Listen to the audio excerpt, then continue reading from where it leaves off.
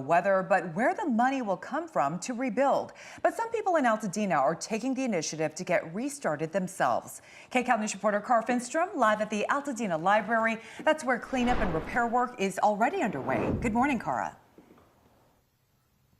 Good morning. It is. You know, this library has always been an anchor in this community, and now it's providing some hope for neighbors who have lost everything. Just across the street from this library, take a look at this. This is one of the homes that burned to the ground here in Altadena.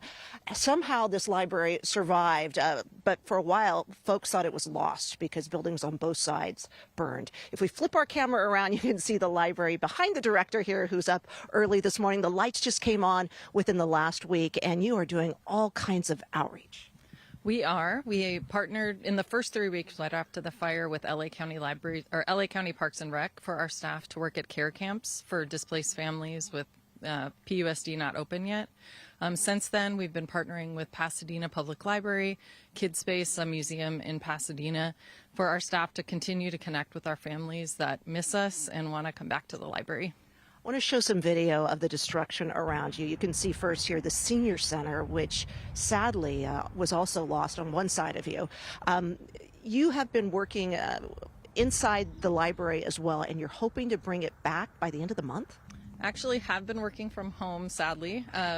Utilities have been restored within the last week. We just got power back. We got water back a couple days ago. Found out this week that over 2 miles of fiber optic cable burned, so still working on restoring internet. Once that is the case, we're hoping to open within the next few weeks to bring the community back and be able to use the building and serve the community that loves these libraries. And you provided some pictures for us as well of some of that work underway. They're working on the HVAC systems here. You lost, or some of your staff members, I should say, lost homes as well.